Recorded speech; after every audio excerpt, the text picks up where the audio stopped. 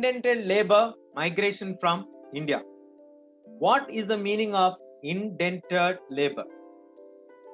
Indented labor means a bonded labor under a contract to work for an employer for a specific period of time to pay off his passage to a new country or to home. So the person who is bonded labor for a work for an employer for a specific amount of time, then he gets a payoff his passage to the new country or home. So the example for intended labor migration from India also illustrates the two-sided nature of the 19th century world. There's two sides of the coin. It was world of faster economic growth as well as great misery. It was a time when the world is having a very fast economic growth as well as a great misery on the other side. We have higher incomes for some, poverty for others. Some people are earning huge amounts, some people are not able to earn and they are struck in poverty. Technological advances in some areas and new forms of correction in others. We can see both sides. One side, the extreme comfort, luxury, income. The other side, extreme poverty, poorness, no change in their lives. In the 19th century, hundreds of thousands of Indians and the Chinese labor went to work on plantations, in mines, especially in roadways and railway construction projects around the world. So it was in the 19th century that many people from India and China were taken as laborers to work in plantations, mines, and laying of roads and railway construction projects across the world. In India, the indentured laborer were hired under the contracts which promised return travel to India after they have worked 5 years on their employers' plantations.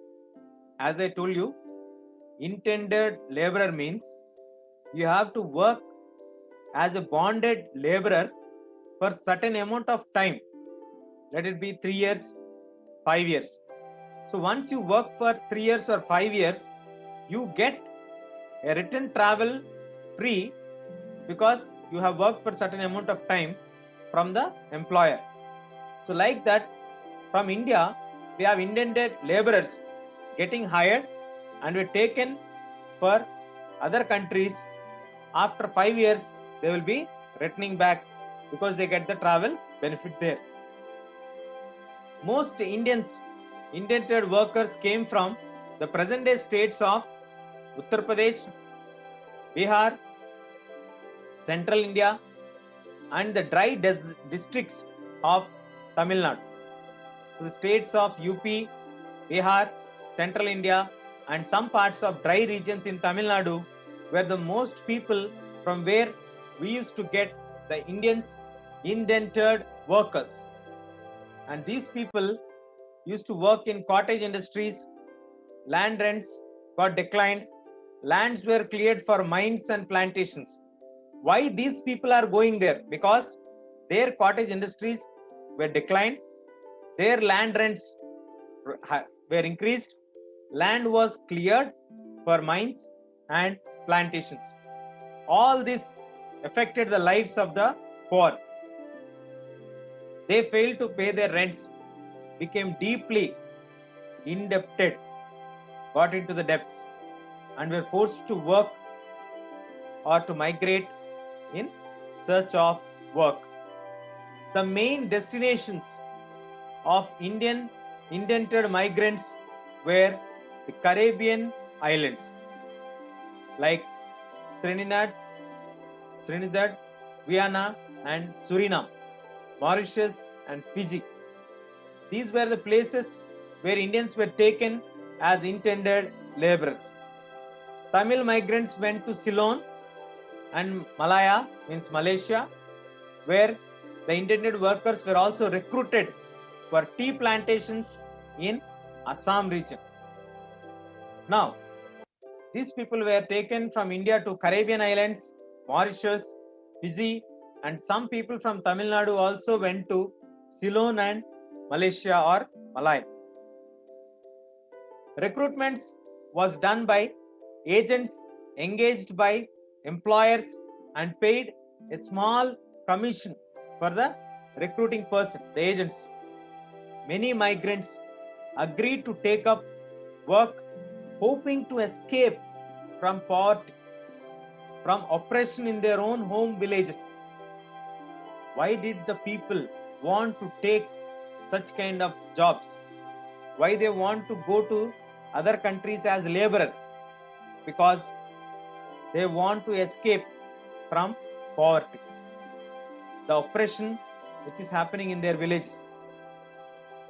Agents also tempted the prospective migrants by making or providing false information about final destination, modes of travel, the nature of work, the living and the working conditions. So the agents also used to make the migrants feel that they are going to travel to a good destination, the modes of travels are good, the nature of work is less, or the living and the working conditions were better. Often, migrants were not even told that they were to embark on a long sea voyage. They were unaware that they are going through a sea voyage. Sometimes, agents even forcefully abducted less willing migrants.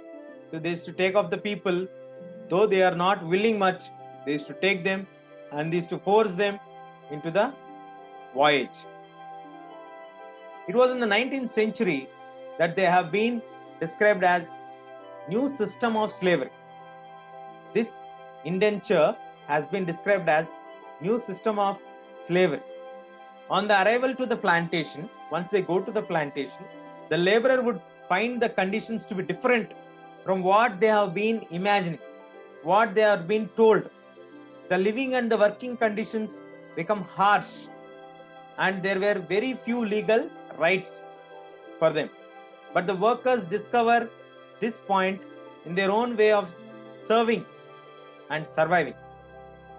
Many of them escaped into the wilds, though if caught, they faced severe punishment, and sometimes they developed a new form of individual and collective self-expression. So blending the different cultural forms, old and new. In Trinidad, the annual Moharram procession was transformed into a riotous carnival called Hosei for Imam Hussein, in which the workers of all races and all religions joined together. Similarly, the protest religion of Rastafarianism, which is made by the famous Jamaican reggae star Bob Marley, is said to reflect social and cultural link with Indian migrants to the Caribbeans. Then we also have the chutney music, popular in Trinidad and Guyana, which is an active, creative, contemporary expression of post-indenture experience. So these people are made different kinds of cultural fusions, which were part of making of the global world, where things from different places get mixed, lose their original characteristics, and become something entirely new. So we can observe this one here. Most intended workers stayed on after their contracts ended or returned to their homes, new homes, after a short spell in India. So most of the people, after finishing their contracts, as they got used to, they started to settle in the same places, or for quite some time, they used to come to India and then they used to go back. Consecutively, There are large communities of people of Indian descent in their countries. Have you heard of a Nobel Prize winner, V.S. Naipaul, who have made followed the exploits of West Indies cricketers Shivanarayan Chandrapal and Ram Naresh Sarwan? These names sound vaguely Indian. The answer is yes. They are descendants from indentured labor migrants from India. So many people got settled there. From 1900s, Indian nationalist leaders began opposing the system of indentured labor migration as abusive and cruel. As they were abusive and cruel, it was abolished in 1921. So yet, for a number of decades afterwards, the descendants of Indian indentured workers, often thought as coolies, and remained an uneasy minority in the Caribbean islands. Some of the Naipaul's early novel capture their sense of loss and alienation. That's how many people became settled in Caribbean islands who were Indians.